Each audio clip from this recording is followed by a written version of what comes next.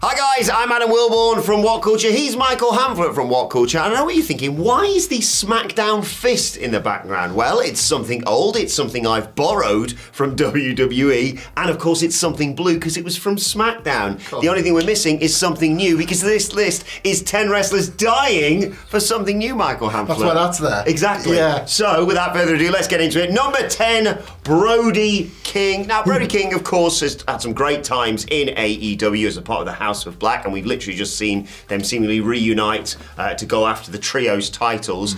But it always feels like he's hitting a ceiling, and I feel like he can go further because he's been a monster in singles matches. Yeah, there was it felt like a divide opening up a little while ago, didn't there, between Brody King and Julia Hart on one side and Malachi Black and Buddy Matthews on the other. And not just divided up by speculation on which side we're going to go back to WWE. Yes. And Brody King at the moment, I think, is one of those wrestlers that fits perfectly in the stable he's in. Absolutely. And fits perfectly in the trio he's in. But to your point, and if you consider matches against the likes of Darby Allin, I know you could say that about every wrestler ever, just shows glimpses as something bigger, something more monumental. Singles titles. A danger to the singles division, the likes of which they typically don't worry about because he's been locked in trios matches.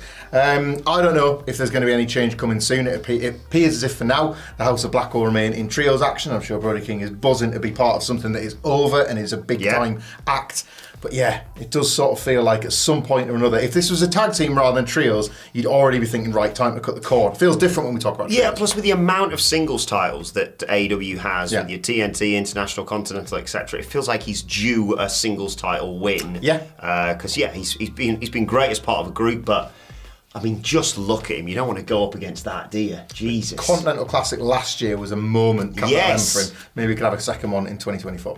Moving on to Austin Theory. Yeah, we always have to move on to Austin Theory, don't we? He's dying for something new, like I was at a Girls Aloud gig. The man has tried and failed with a number of different characters at this point. Cursed, perhaps, by being joined at the hip with Vince McMahon at the tail end of his time with WWE. Full stop. It appears as though they're going to want to babyface him. The A-Town Down split looks like it's going to be Austin Theory coming out on one side and Grayson Waller coming out as the heel on the other. He's a better heel, Grayson Waller, than Austin Theory, in my opinion. He's a better Austin Theory than Austin Theory, in some people's opinions, mine included. But Austin Theory, if nothing else, has kind of done what was always supposedly required of the WWE superstar, which is to endure, to survive some of the creative that maybe others would flail under, to be able to get things over that maybe others wouldn't. He remains a part of the roster when it looked initially in the early part of the Triple H era like he was going to be persona non grata. We all remember those failed cashing attempts and how stupid he looked like failing at them. And yet he is still cashing in the US title, which was being defended in open challenges. Just the worst. Just a series of low ebbs that he's managed to come back from. And WWE historically like that resilience. Maybe this time when the split does happen, it's going to be that reward that he probably feels at this point like he's owed. It seems a long shot to get an Austin Theory babyface turn correct, but at the end of the day, they've just babyfaced Roman Reigns. True, yeah. Which is one of the hardest turns they've probably... The end of like a 10-year project, basically, So I wouldn't rule it out, and I do think that boy's got talent, and I think you could definitely see him doing something down the road. Will be very interesting to see what happens, after the A-Town Down Under split. Right, the Unholy Union. Remember when they won the tag titles? Yeah, as we record this, they are still tag team champions. And yet... Yeah, it feels inevitable that Bianca and Jade are going to regain those tag team titles. Of course, though, we've just had the Blair Davenport addition to all this. She's the reason why they retained the tag titles on the Go Home episode of SmackDown ahead of SummerSlam. Very biased because the former Kaylee Ray was phenomenal in our WCPW company. And I do like them as a team. They should just be allowed to do more stuff. It's like they won the titles and then disappeared almost. They did occasional run-ins. They did a title defense, of course, on NXT. They're both supremely talented. And I don't know, maybe this new team that I'm dubbing the Blair Witch Project with Blair Davenport. It's a good one, I'll give them that. Could be the new lease of life that they need because it's certainly the case of it was a lovely gesture to give them that tag title win, of course, and then it felt like, as with quite a few title wins recently, they do the title win, and you go, right, what now? And WWE don't seem to have a plan for them. Yeah, it is a low-key booking foible, I would say, of Triple H that's starting to appear that I think Tony Khan has been guilty of as well. Like the chase for the title or that ascent is something that you just cannot wait to see and you cannot wait to experience the moment. This one was more sentimental than some, but the point remains the same. Once they've got the belts, what do you do with them? Triple H particularly has this problem in the women's division, and there'll be more on that, I guess, later on in this list in a big way.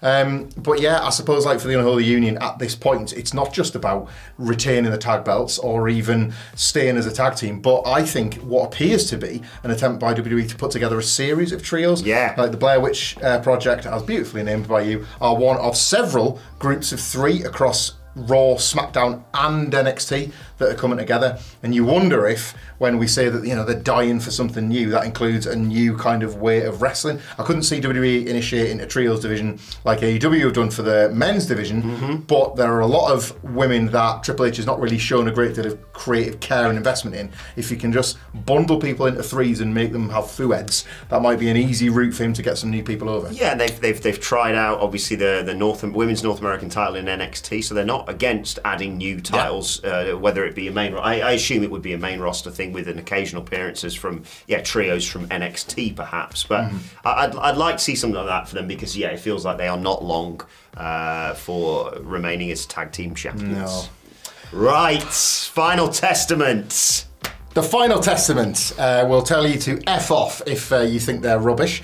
And we certainly love them here at WhatCulture, but it doesn't seem like the booking does. It looks yet again like Karrion Kross might be in for another swing and a miss creatively. He's been locked in this battle with the New Day that appears to at least have opened a creative avenue for them, but the door might have slammed shut in the Final Testament's face. Odyssey Jones has debuted on Raw. Xavier Woods doesn't look as happy about that as Kofi Kingston, and it feels like that is going to be a story within the New Day rather than really kind of keeping the Final Testament busy. Karrion Kross, I'm sure, will claim that he was responsible for the breakdown in the friendship. He loves claiming victories over people that seem to have gone on to greater success in his absence. That's not necessarily his fault. I think Karrion Kross has shown real flair of late as the group of this stable. Paul Ellering is funny with his one mega glove and his wicked sneer. AOP or AOP.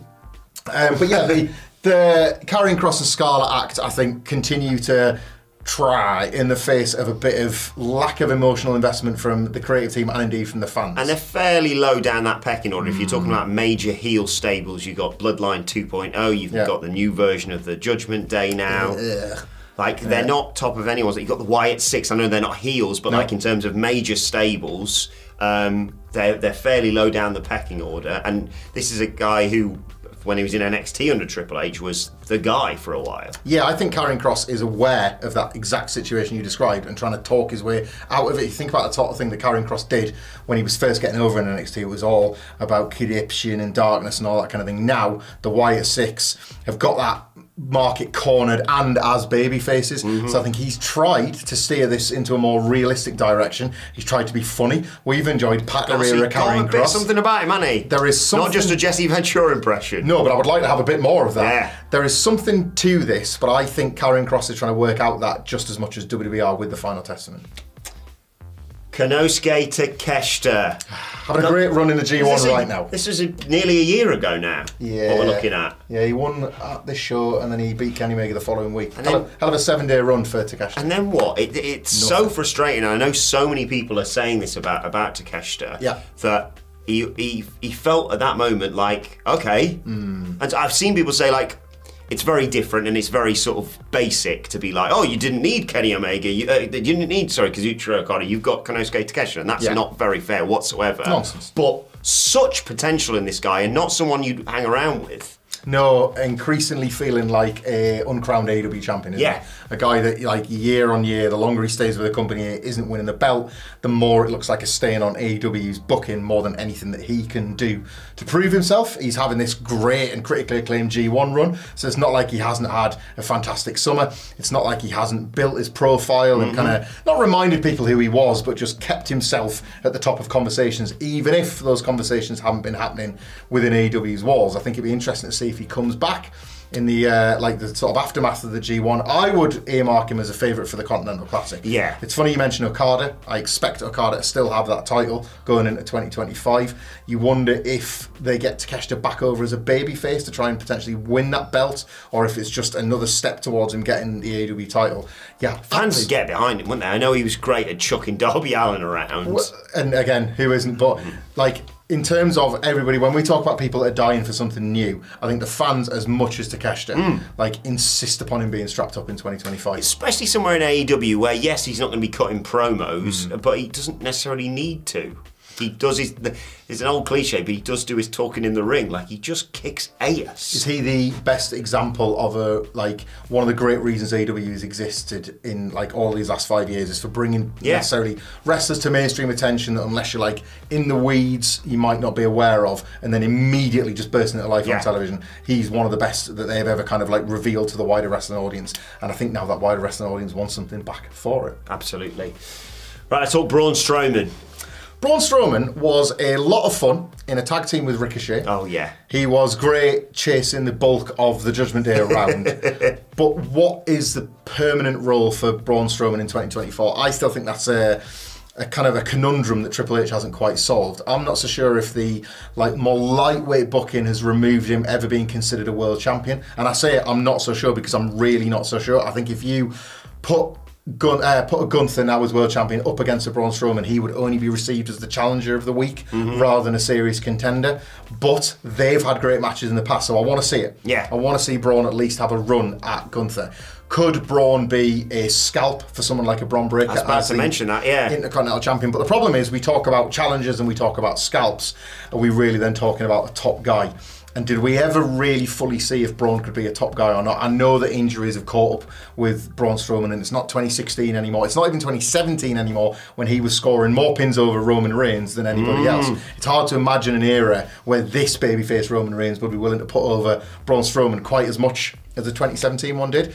So I would imagine Braun is still thinking, I can go higher and pushing up against that glass ceiling, but it might have lowered a bit too much. Yeah, I don't know whether if it's too lazy to just say, put him in another fun tag team with a high flyer, because it works so well, like you said, with Ricochet. But yeah, I want to see Gunther versus Braun Strowman. That would be amazing. But then I also don't think that Braun should be the guy to dethrone Gunther. And then you go, okay, so you do that for a month or a couple of months or whatever. What then? So maybe as a temporary measure, you do that whilst you're figuring out whether you're turning him heel or I don't know. But yeah, you look across both brands as well, and it's like you've got Gunther at the top, you've got Drew, Seth, Punk, obviously all lining up to eventually go up against him, one would assume. And then over on SmackDown, Cody ain't going anywhere. You've got Roman Reigns just come back. You've got the whole issues with the bloodline and all that going on. There's another person on SmackDown we're going to get to who could be another title challenger in due course as well. I don't know what you do, but it'd be. I hope he gets to do something because, yeah, whenever you get to see him in person, it's amazing. I mean, we saw him at the WrestleCon. He's a big boy. Will he be looking enviously on at the Wyatts at the moment and wondering if down the line, I appreciate you would have to change the branding to make it the Wyatt 7, but like, would there be a spot for him? Should there be somebody that goes out injured or something like that? Him and Rowan as a tag team. This is it. Like, he's got like arguably just as much lore as anybody else that's attached to that group. So I wonder if he's kind of keeping an eye on that just in case there's ever a space that opens up in that group for him. Moving on, here's the man I just alluded to, Andrade El Idolo.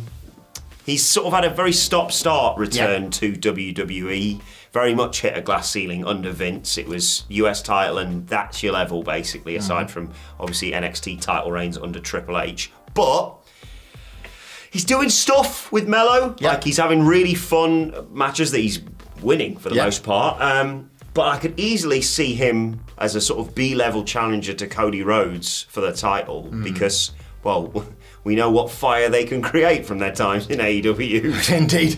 Andrade is probably one of the, in terms of like wrestlers at the moment in WWE especially, I think he's one of the most perception is reality guys they've got. I think if Andrade feels creatively inspired, then you will see that reflected in the work. Similarly, if he feels like he's being put on the back burner a little bit, you will maybe not be encouraged to care that much. I think that might be his tactical approach. I think that you can argue how well that works, but I think when Andrade is a background background character, he allows himself to remain one, and then sometimes you forget about him as a result, and then there becomes the usual conversation of don't sleep on Andrade because he'll have 2 or 3 great matches in a row, as is kind of happening with Carmelo Hayes at the moment. These matches are getting revered, and it feels like it's helping Carmelo Hayes as the first proper. Is it? Yeah, first proper program from him, really? Yeah. Since he came up to SmackDown. So we'll see how that goes. Some flirtations with LWO, Legado del Fantasma stuff. And that's kind of the blessing and the curse of Triple H's, shall we say, pointed stable making. Often like wrestlers just getting clubbed together that make it easier, I think, for Triple H to just be like, oh yeah, just go with them for a little bit. I think we know what's happening there, and you could argue for better or worse for Andrade getting at least a WrestleMania match based on his affiliation with the LWO. I don't know. I think the jury's out for me. I don't know. I'd be interested to see if and when Charlotte Flair comes back. Yes. About how much whether or not they will want to be on screen together. Power couple. It's never something that's been used narratively because there's never been the opportunity. Obviously, he returned after she suffered a terrible injury. That might add a bit of fire to it. I think you've been fantasy booking just getting the gang back together and doing him and Zelina Vega, which was kind of the hottest either ever were realistically under the WWE umbrella. So that might be an option for him as well. Jury's out for me. Yeah, they could use that storyline of Zelina coming in and going, what are you doing here? You've been here for however 6 months or whatever. What are we doing? Yeah. And then you go, let's rediscover the guy you were in NXT, because I don't know, I feel like he works better as a heel, but the crowds are enjoying watching him right now, so we'll wait and see. But yeah, easy to see him.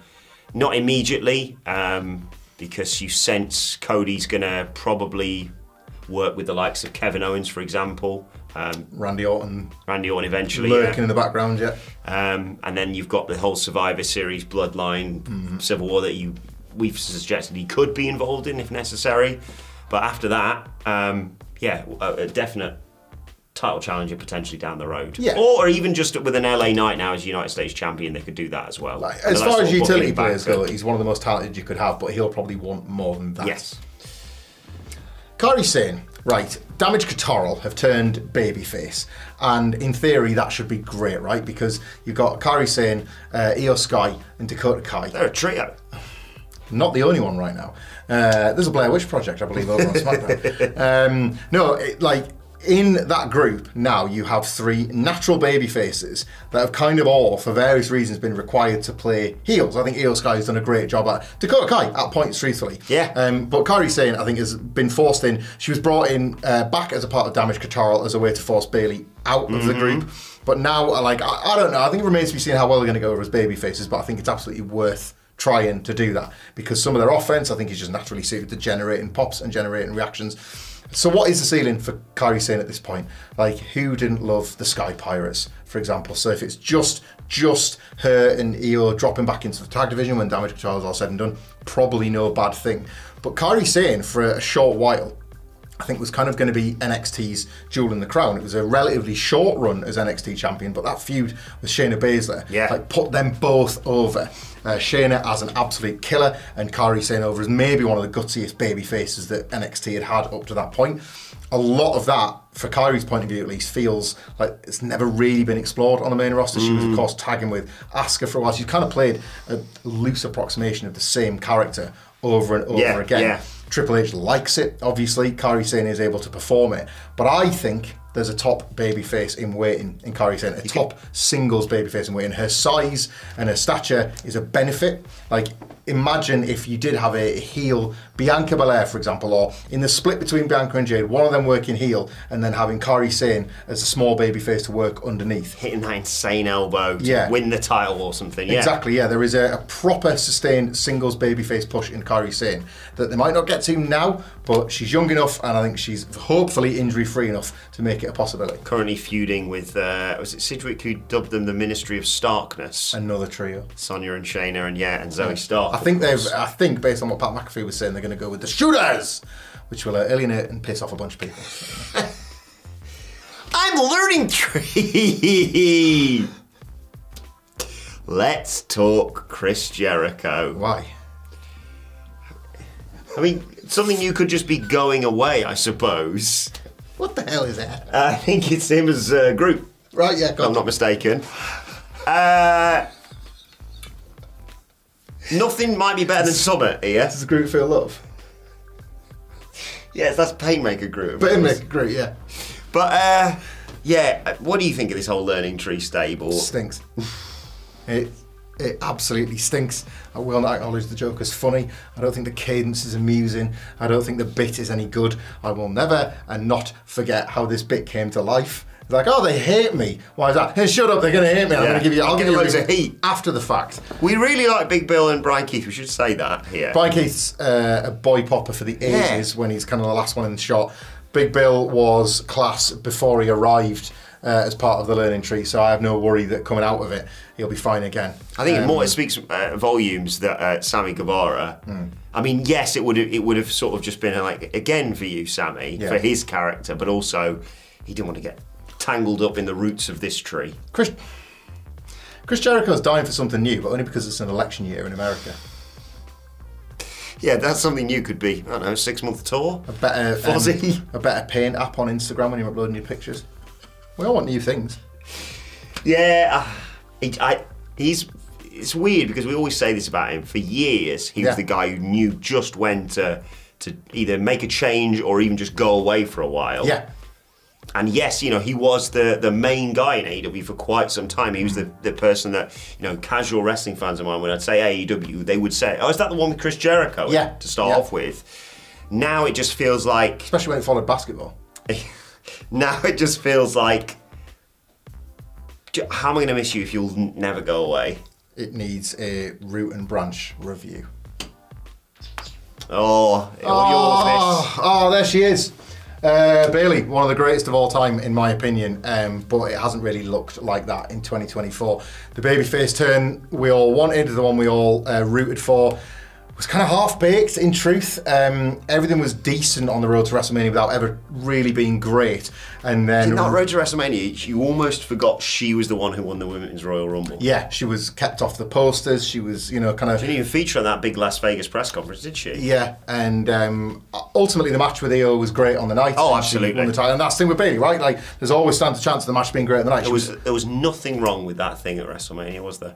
Well, it's funny you should say that, right, you see, because what we asked for as part of Bayley's babyface turn was a revival of maybe like the greatest theme music of all time, the re-emergence of the Bayley Buddies, perhaps with little plasters on them from when she'd axed them all those years earlier. And like we said, WB, can we have that? And they said, well, we could give you that, or we could give you the worst theme we've maybe ever like unleashed on the world ever. What the best thing about this theme is that it's 6 terrible themes all in one, with a bit of Egypt. Yeah, I was going to say, do you like Egypt as well? You know what? You know how Bayley just never shuts up about Egypt. Well, we're finally going to have it as part of her entrance at WrestleMania. It's for her. She could have at least had Walk Like an Egyptian. That would have at least got fans into it. Yeah, thanks for Chef Rebel cooking up another triumph, but it's to be honest, burn it again. Bloody hell! It's been a symptom of the problem rather than the problem. The theme. Yeah, like she's not been very well booked. It doesn't feel like there's been any care taken with her. I was ecstatic when she won the title at WrestleMania, but I was also the biggest proponent of Nia Jax should beet her for that title at SummerSlam. And who better to put Nia Jax over as well? By the way, absolutely. Bayley's always been the best at getting Nia Jax over, and she was yet again in another class match at SummerSlam. And that's the point. Triple H is at pains to put her over constantly as being crucial to the women's division. To it doesn't surprise me at all that she's currently like the only horsewoman standing in all of WWE, because I think she was always the bedrock of that fort anyway. She's a certain Hall of Famer. If you're Bayley, maybe you're not dying for something new so much as just maybe like looking to see how you can take the babyface run to the next level. And like maybe if you're Bayley, you don't want to throw it all back, and this is just something that we're fan casting and projecting onto her. But I think she deserves better booking than what she's been given in 2024. Absolutely. Like, in terms of, it's weird to say you won the Rumble, you won the title at WrestleMania, and here we are in August, and we're a bit like, what are we doing? Like, low energy run. Yeah. In spite of the big moments, low Compare energy it to Cody, for example. Perfect comparison, yeah. And it's night and day. There's something new I will say is not a heel turn. No. We do not need a heel Bayley. I said to you when we were talking about SummerSlam whether or not they were holding off on the return of either the theme or the Bayley Buddies or both when they felt that she needed that bit of oomph, because there was such a wave of support behind her from the Rumble to WrestleMania, and that carried on.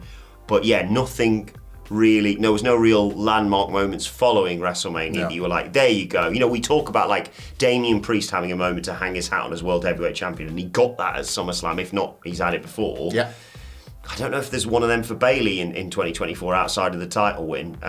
So I don't know whether she goes away for a bit and then comes back, or even if she just decides I'm gonna be the old version of Bayley to defeat Nia Jax. I don't know, but she just needs something, doesn't she? Because she's phenomenal, obviously, in between the ropes. Yeah, I will say what we've always kind of known about Bayley, even from the outside, is that everybody inside seems to love her. Yeah. Like, she seems like she's a permanent supporter and backer of just about everybody that comes to the division.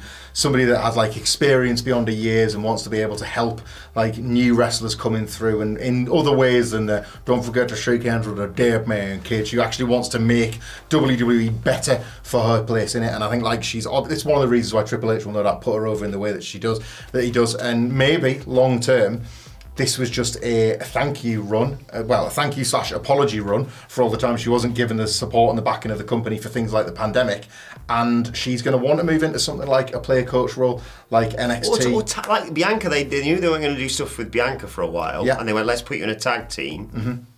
I would be very interested to see the conversations around Bayley if and when contract season comes up. Yeah. There are plenty of wrestlers we've discussed about potentially moving over who have ultimately chose to re-sign with WWE, but considering certain other people that are over there, I would relish some speculation on Bayley's contract if and when that comes around. Well, let us know your thoughts on that and all the rest we've discussed. Anyone else you think is dying for something new in the comments section below. Don't forget to like, share, subscribe, follow us on X at WhatCulture WWE.